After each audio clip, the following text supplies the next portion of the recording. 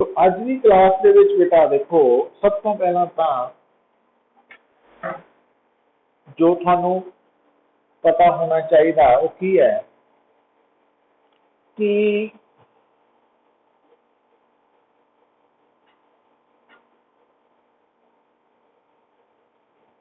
Gauss law and its application है ना। हुण क्योंकि ये सारा MCQ बेस्ड कंसैप्ट है तो एप्लीकेशन दे विच डेरिवेशंस तो होणियां नहीं, रिजल्ट्स ही हुण आउणगे, बट गॉस लॉ नू अप्लाई करना इन न्यूमेरिकल प्रॉब्लम्स ओदी समझ होनी जरूरी है। हुण तुहानू ये भी पता होना चाहिए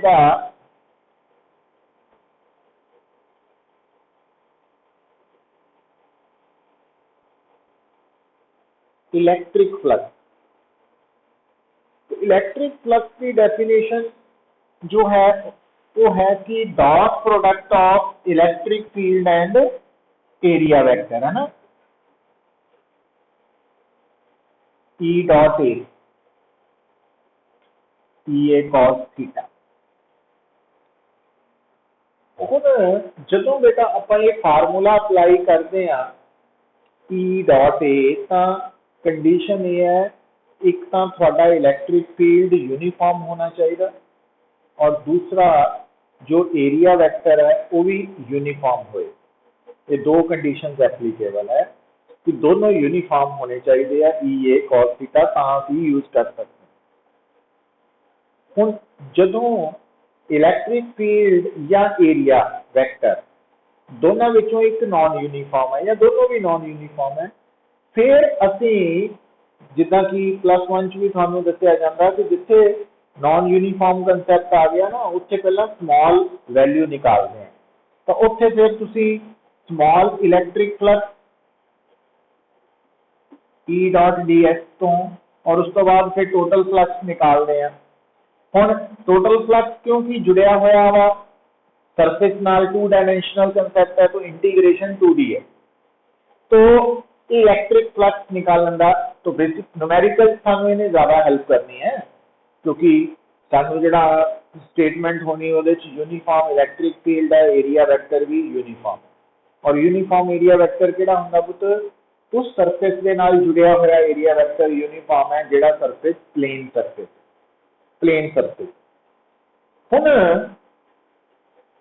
जदों तुसीं गल करदे आ गॉस लॉ की, गॉस लॉ का कंसर्न है क्लोज्ड सरफेस नाल।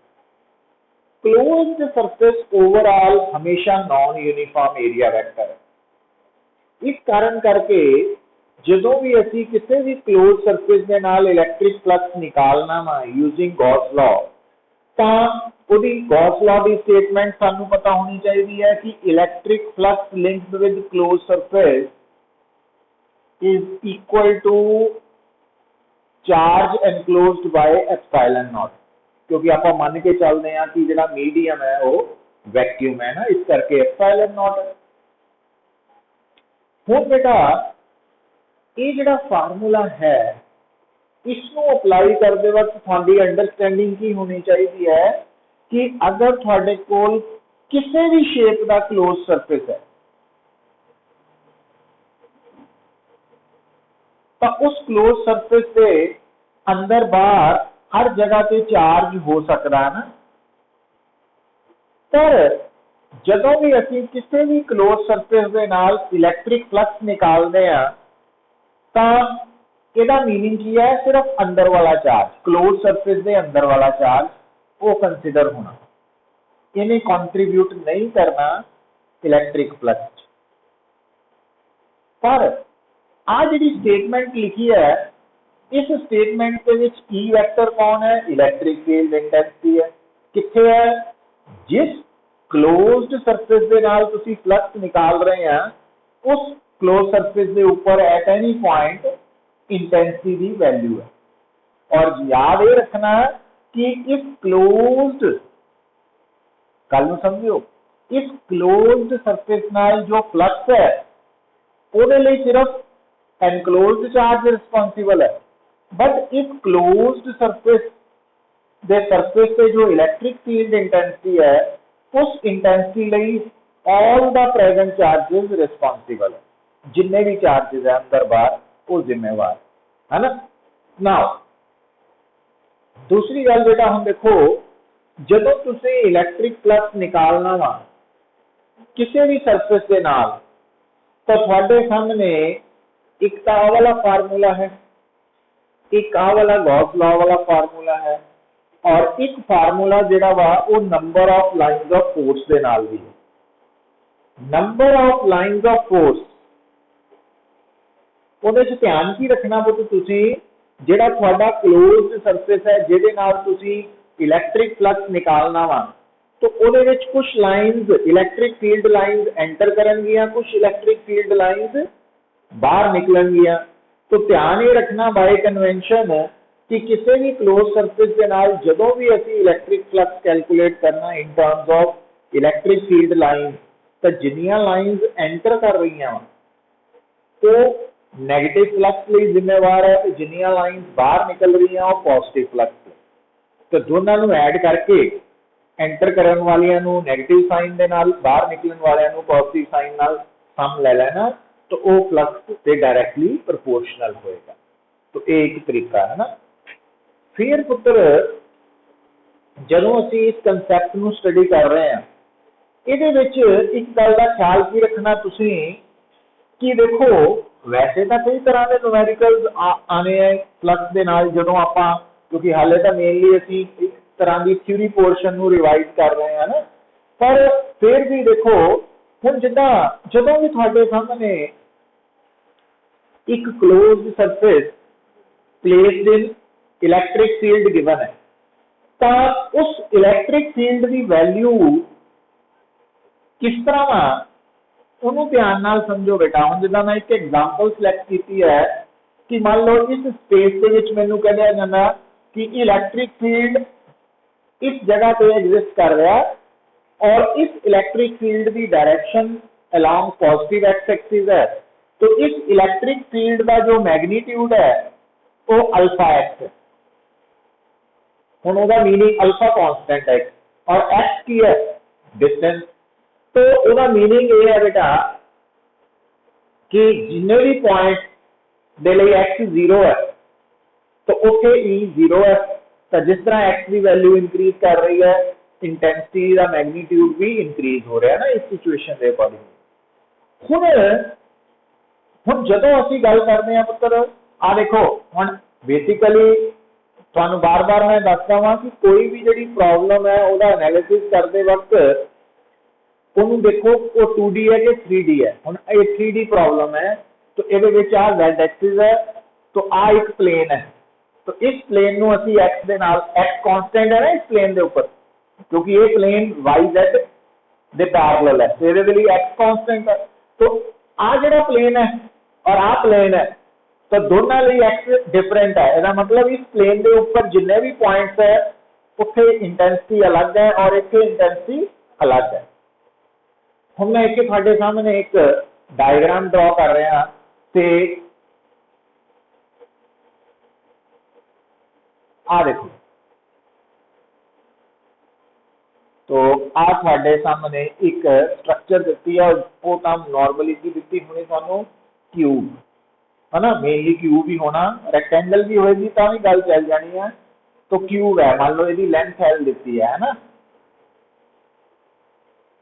और हुण सानू समझ होनी चाहिए है कि इस क्यूब दे आ जो लेफ्ट और राइट फेसेस है, तो ये YZ प्लेन दे पैरेलल। हुण सानू ये गिवन है कि आ जिहड़ा लेफ्ट प्लेन है ਇਹਦਾ सेंटर तो डिस्टेंस ओरिजिन तो डिस्टेंस L है ना, वो L हो सकता है L/2 होए 2L होए, वो तो सिचुएशन दिती होएगी। हुण इत्थे जिहड़ा क्यूब है पुत्र, वो अगर उन्हें ओवरऑल देखिए तो क्लोज्ड सरफेस है और वो 6 फेसेस है, तो हर फेस ओपन है और वो 6 फेसेस मिलके क्लोज्ड बनिया।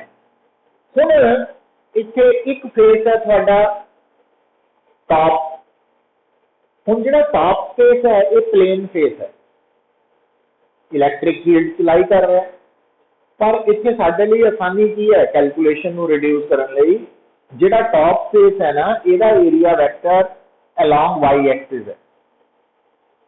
तो वाई एक्सिस होने करके टॉप फेस का एरिया वैक्टर तो इलैक्ट्रिक फील्ड का डॉट प्रोडक्ट 0 आएगा। क्यों? क्योंकि इलैक्ट्रिक फील्ड का मैग्नीट्यूड है अल्फा एक्स ते डायरेक्शन है आई कैप, तो जिहड़ा टॉप फेस है ओदा एरिया वैक्टर है along Y axis J cap, तो आई डॉट जे 0 है। और बॉटम वाले नाल भी इदा ही है, क्योंकि बॉटम का एरिया वैक्टर, और ये गल याद रख लो पुत, जिहड़ा भी प्लेन सरफेस या कोई भी जिहड़ा सरफेस है पार्ट ऑफ क्लोज सरफेस है, ओदा एरिया वैक्टर ओदे परपेंडिकुलर तो होना वा, बट आउटवर्ड बाहर वाल नूं होना वा। मतलब एदा एरिया वैक्टर इस तरफ है और बॉटम का एरिया वैक्टर इस तरफ, लेफ्ट राइट का एरिया वैक्टर इस तरफ, लेफ्ट का एरिया वैक्टर इस तरफ, जिहड़ा फ्रंट है ओदा एरिया वैक्टर इस तरफ, जिहड़ा बैक है ओदा एरिया वैक्टर पिछे, है ना। ये कन्वेंशन है, इनू फॉलो करना। हुण जिहड़ा टॉप बॉटम है इहदा फ्लक्स का 0 है, इहदी फ्लक्स च कंट्रीब्यूशन नहीं है। क्यों नहीं है? क्योंकि इन्हां दा एरिया वैक्टर इलैक्ट्रिक फील्ड दे परपेंडिकुलर, और इदां ही फ्रंट और बैक जिहड़े दो फेसिस है इन्हां दा एरिया वैक्टर भी एक दा अलोंग पॉजिटिव जेड एक्सिस है, एक दा नेगेटिव है, तो इन्हां दी कंट्रीब्यूशन भी फ्लक्स च 0 है। बचिया कौन? लैफ्ट ते राइट। हुण जदों लैफ्ट दी कंट्रीब्यूशन तुसीं लिखनी है तां इहदा एरिया वैक्टर और इलैक्ट्रिक फील्ड की डायरेक्शन ऑपोजिट है, तो डॉट प्रोडक्ट नेगेटिव आ जाएगा। तो ई ए कॉस थीटा, तो कॉस 180 होने करके माइनस, और ई है अल्फा एक्स, और इहदा एरिया कितना वा एल स्क्वायर, क्योंकि क्यूब का हर फेस स्क्वायर है। पर हुण ध्यान रखना कि जिहड़ा लैफ्ट फेस है उहदे लई एक्स कितना वा एल, तो ये फ्लक्स लेफ्ट नाल आ जाएगा, और राइट नाल फ्लक्स की आएगा पुत, तो सेम प्रोसेस रहना, बस फर्क ये है कि राइट का एरिया वेक्टर और इलेक्ट्रिक फील्ड सेम डायरेक्शन है, cos 0 1, तो plus alpha x L square, but इत्थे एक्स जिहड़ा इहदा 2l है, तो total flux left plus right तो कढ़ लेना। और हुण इस तो अगे ये भी कह सकदा, क्योंकि आप टोटल फ्लक्स कढ़िया ना क्लोज नाल, तो क्लोज का total flux Q enclose by epsilon not, तो क्यू एनक्लोज निकल आएगा, है ना, वो भी कढ़िया जा सकता। तो मतलब इस तरह न्यूमेरिकल्स नू ट्राई करना पड़ेगा सानू जिहड़े एग्जाम च आ सकते हैं। पर उहदे नाल एक गल दा होर ख्याल रखियो, देखो इतना क्लीयर है फिर बेटा, जदों असीं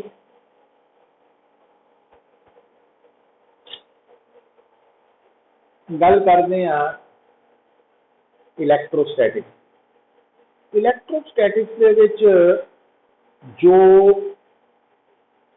प्रॉब्लम्स है, वैसे तो सारे टॉपिक्स ही इंपॉर्टेंट है, पर उहदे विचों एक टॉपिक बहुत ज़्यादा इंपॉर्टेंट है जिहड़ा कि साडे लई क्लास च, वो की है यूनीफॉर्मली चार्ज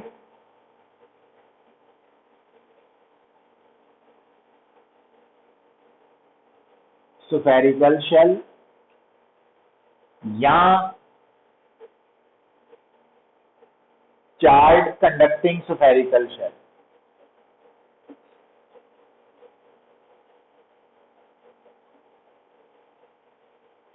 मतलब स्फेरिकल शेल चाहे इंसुलेटर है तो चाहे कंडक्टर है ना।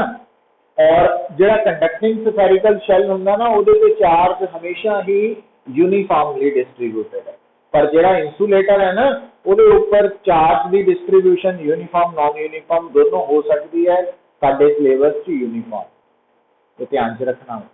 इदा क्यों है वो भी मैं दसांगा। तो इस करके मैं इसे चार्ज कंडक्टिंग स्फेरिकल शेल च यूनीफॉर्म नहीं ना लिखा, क्योंकि वो रहनी यूनीफॉर्म है, तो एक कंसैप्ट क्लैरिटी जरूरी है।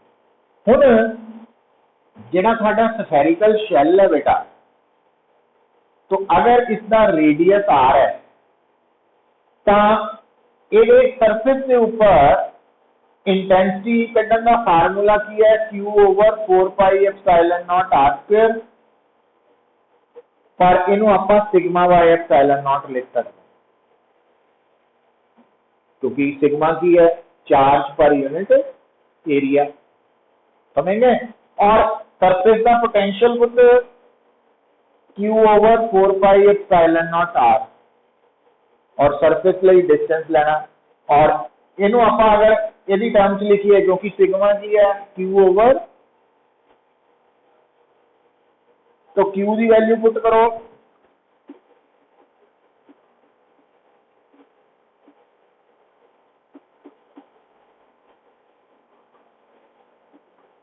ठीक है।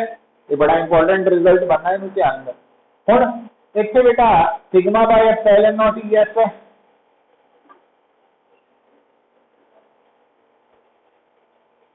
तो स्फेरिकल शैल के सरफेस से पोटेंशियल ते इंटेंसिटी का रिलेशन सानू पता होना चाहिए। हुण तुसीं नोट की किया कि जिहड़ा साडा स्फेरिकल शैल है, चाहे वो कंडक्टिंग है चाहे नॉन कंडक्टिंग है, उहदे उपर इंटेंसिटी की relation sigma bye epsilon not है। हुण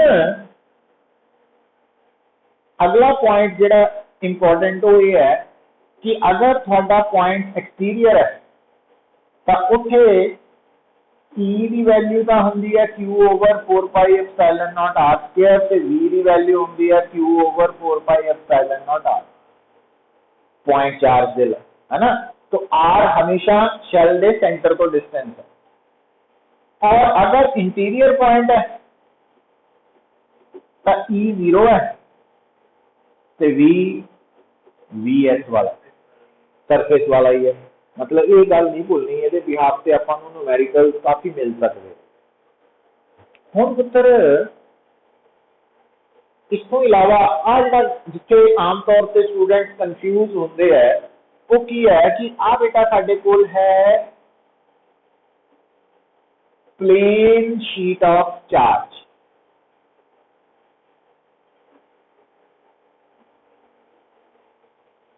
प्लेन शीट ऑफ चार्ज का मतलब है मीन्स कि single layer of charge, single layer of charge उन्होंने कहने आप प्लेन शीट ऑफ चार्ज। मतलब जिहड़ा जिदा आप ब्रिक्स की वॉल बनी है, एक सिंगल ब्रिक्स की वॉल बनी है जी, तो वही सेम ब्रिक है ना दोनों साइड तो नजर आ रही है, तो वो प्लेन शीट ऑफ चार्ज है। तो प्लेन शीट ऑफ चार्ज दे करके दोनों साइड से इलेक्ट्रिक फील्ड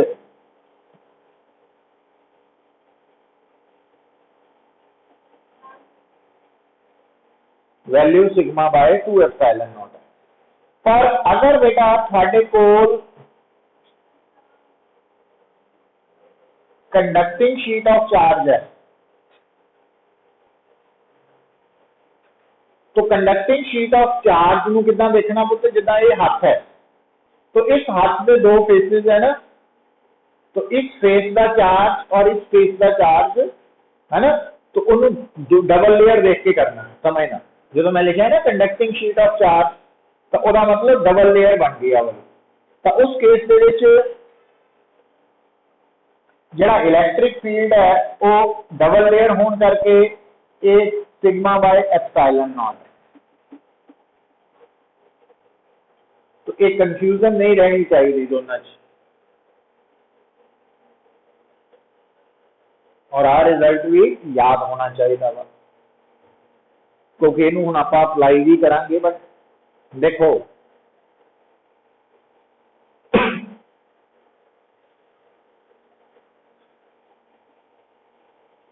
गुरलीन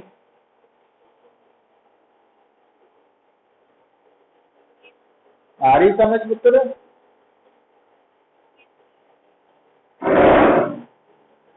आर्यन पांजा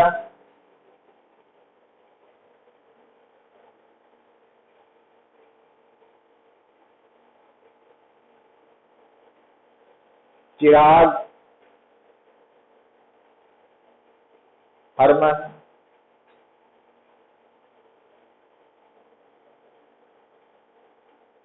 मानसी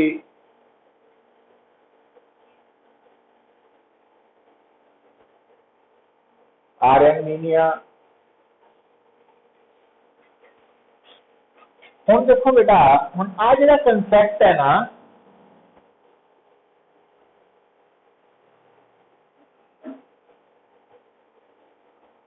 अगर मान लो ये कंसैप्ट कितना यूज होना है वो बड़ा इंपॉर्टेंट है। हम जितना मान लो मेरे सामने ना दो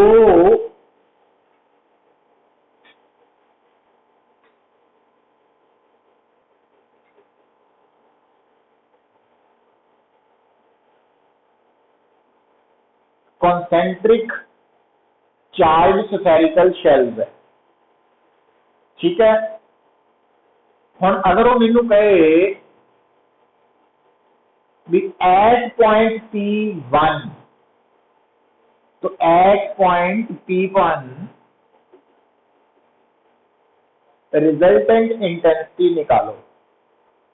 गल कितना सोचना पुत, जिहड़ा तुहाडा इनर शैल है ਉਹਦੇ ਲਈ P1 पॉइंट इंटीरियर है, तो इंटीरियर पॉइंट से इंटेंसिटी 0 होंगी है शैल दे।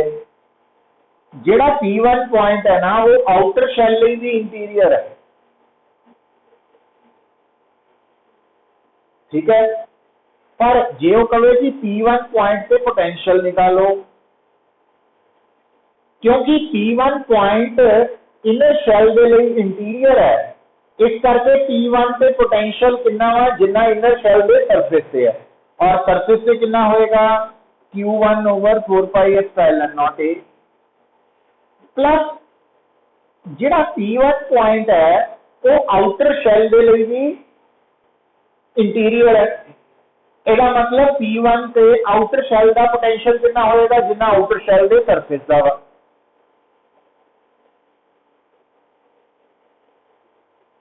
तो इतना आंसर करना। अच्छा हम देखो बेटा, अगर आ पॉइंट है P2, हम P2 पॉइंट को ध्यान नाल देखो तो एट पॉइंट P2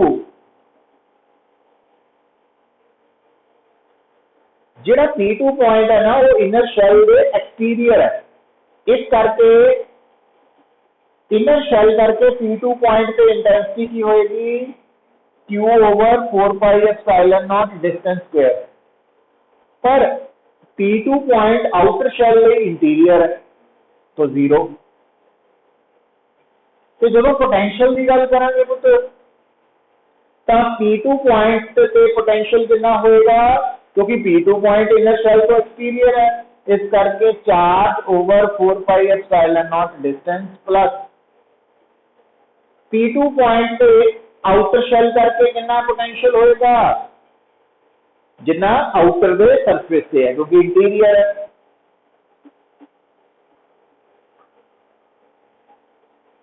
तो जे पॉइंट है P3, तो एट पॉइंट P3, क्योंकि P3 पॉइंट दोनों शेल्स तो बाहर है, इस करके इससे दोनों शेल्स करके की होएगी पुत्र,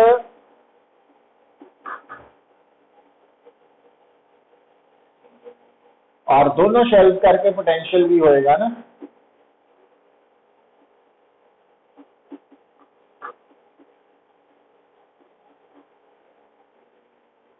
समझ आ रही गल। तो ये कंसेप्ट की क्लैरिटी होनी थोड़े लिए बहुत जरूरी है।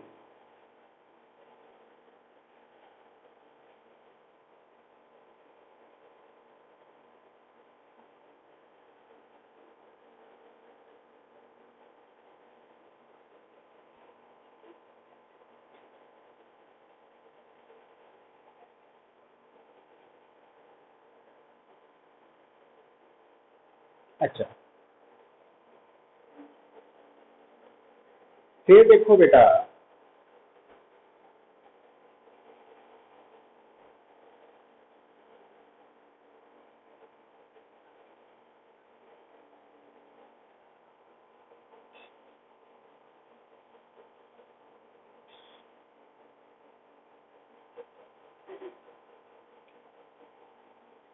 तो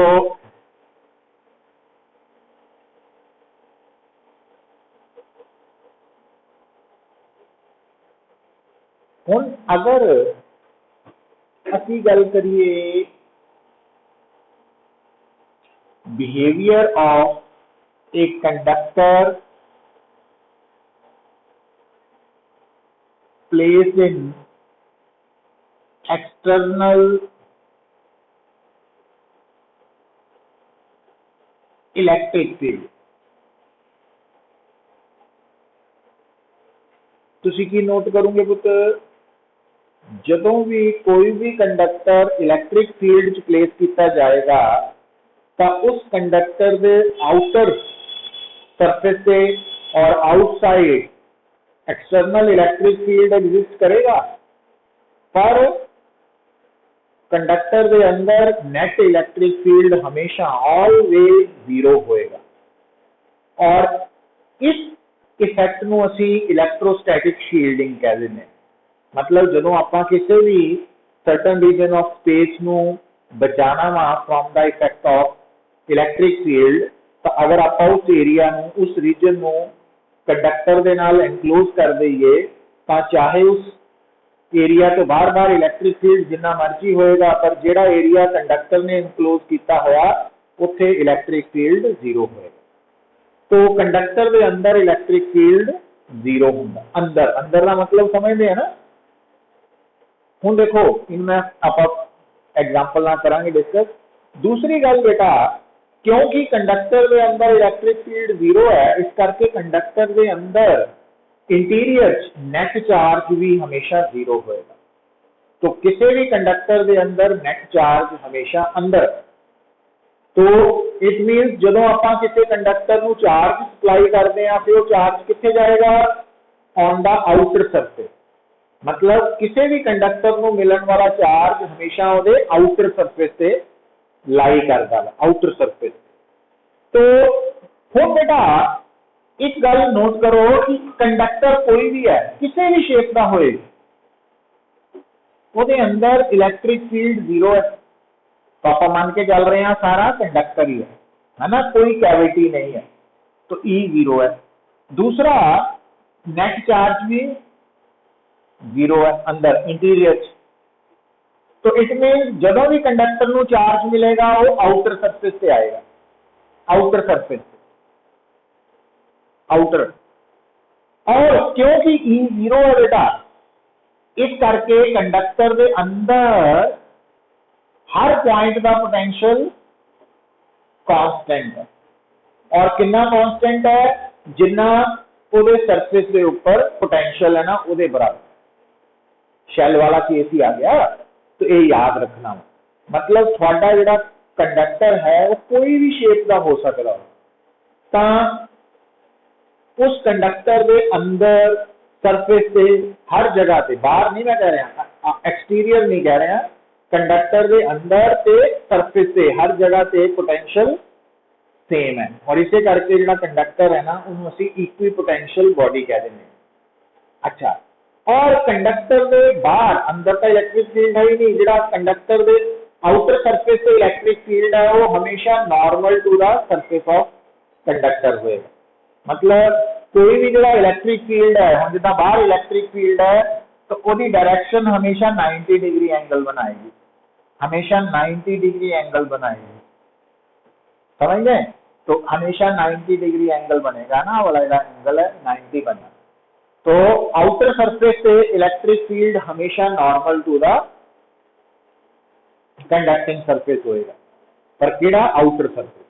तो ये कुछ पॉइंट्स है जिहड़े तुहानू समझ होनी चाहिए है। पर इहदे नाल नाल एक पॉइंट होर भी बड़ा जरूरी है पुत्र, वो की है कि हुणे आपां जिहड़ा सफेरिकल शैल है उहदे लई एक रिजल्ट कढिया सी, रिलेशन बिटवीन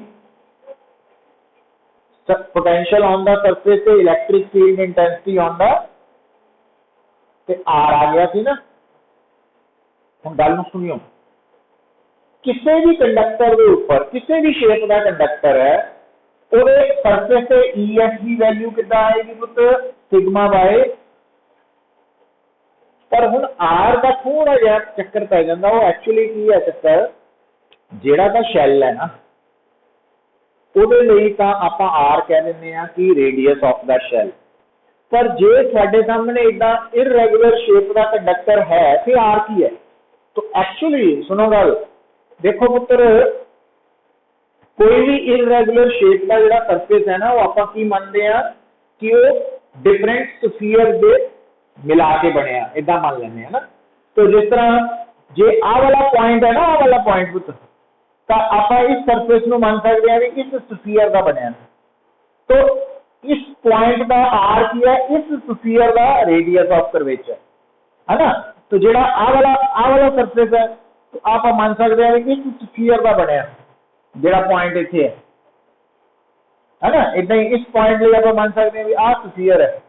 तो तुम नोट की करोगे कि एक्चुअली आप एक वर्ड आर की ले सकते हैं जिस कंडक्टिंग सरफेस के ऊपर जिस पॉइंट पे पोटेंशियल की वैल्यू निकाल रहे हैं उस पॉइंट का रेडियस ऑफ कर्वेचर।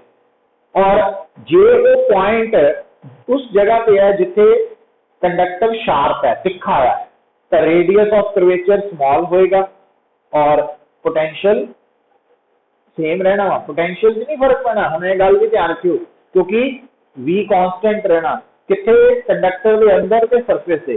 तो वी एक्स क्योंकि कंडक्टर लिए सेम है, कांस्टेंट है, इसका मतलब सिग्मा आर का प्रोडक्ट कांस्टेंट है, तो sigma inversely proportional to r है। मतलब कंडक्टर के आउटर सरफेस से जो चार्ज है उन्हें अपने आप को हमेशा इदा डिस्ट्रीब्यूट करना, एक तो उस कंडक्टर के सरफेस से इंटीरियर हर जगह पे पोटेंशियल सेम रहे, दूसरा सरफेस के ऊपर जो सरफेस चार्ज डेंसिटी है वो inversely proportional to radius of curvature होएगी। मतलब ये नहीं कह सकते कि कंडक्टर जड़ा वा वो आउटर सरफेस पे जो चार्ज है वो हमेशा अपने आप को यूनीफॉर्मली डिस्ट्रीब्यूट करेगा, जरूरी नहीं है। हाँ, अगर थोड़ा कंडक्टर स्फेरिकल शेप का है तो जो स्फेरिकल कंडक्टर है ना वो हर पॉइंट से सरफेस के ऊपर हर पॉइंट का जो रेडियस ऑफ कर्वेचर है वो स्फीयर के रेडियस ऑफ कर्वेचर के बराबर ही है, रेडियस के बराबर ही है। इस करके जे थोड़ा कंडक्टर स्फेरिकल शेप का वा तो आउटर सरफेस से चार्ज की डिस्ट्रीब्यूशन यूनीफॉर्म होएगी। चार्ज की डिस्ट्रीब्यूशन यूनीफॉर्म का मतलब आउटर सरफेस से हर पॉइंट पे सिग्मा सेम आएगा, बट हमेशा नहीं। हूँ मैं गल तेन मैं समअप कर रहा कि कोई भी जो कंडक्टर है, कोई भी कंडक्टर, मैं जनरल गल कर रहा, जिदा भी मर्जी शेप होए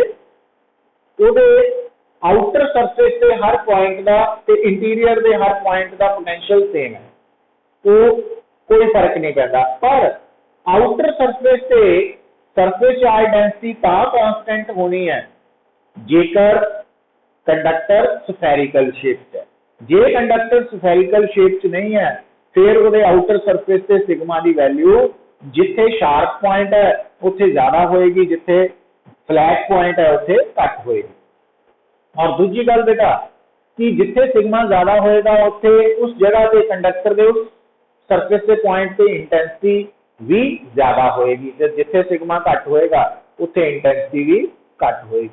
और शार्प पॉइंट से क्योंकि सिग्मा ज्यादा होगा तो इंटेंसिटी भी ज्यादा होएगी, है ना। तो ये रिजल्ट है जो आपस के इंटरलिंक है, तो ये याद रख लेने। हुण इन्हां पॉइंट्स नूं अगर आपां समझ आ गए है ना, उन्होंने असीं पढ़ के समझ के नोट्सों याद कर लिया, तो हुण टर्न आएगी इनू अप्लाई करने की।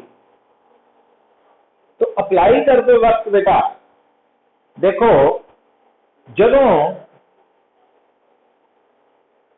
अप्लाई करते वक्त थोड़े सामने मैं एक ड्रॉ कर रहा स्फेरिकल कंडक्टर। ये जो स्फेरिकल कंडक्टर है ना, ये अंदर स्फेरिकल कैविटी है। तो कैविटी समझ गया भी आ पोर्शन कंडक्टर है, आ वैक्यूम है।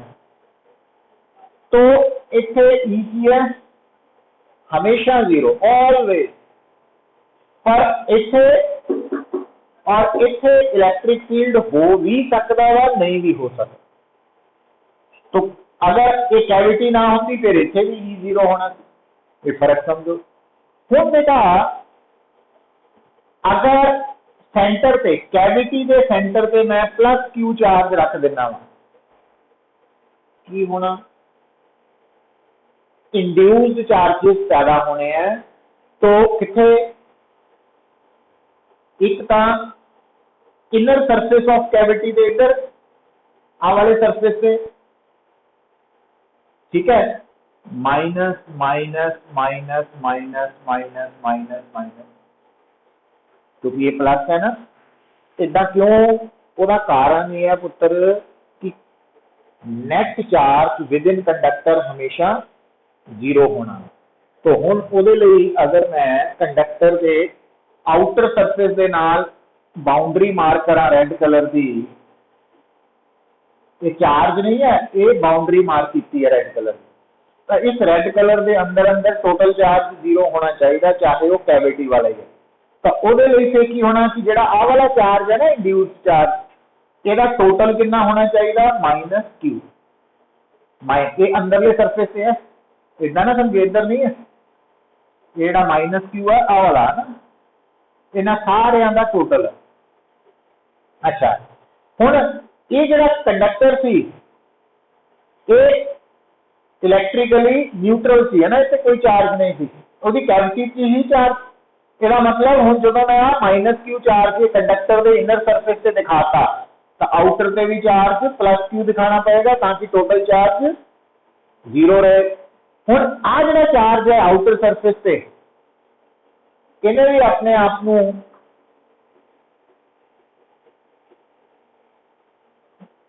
डिस्ट्रीब्यूट कर। तो हुण बेटा इत्थे भी इलैक्ट्रिक फील्ड होएगा और इत्थे भी होएगा, और दोनों इलैक्ट्रिक फील्ड होंगे। हाँ जी बेटा, अच्छा रीज्वाइन कर लो।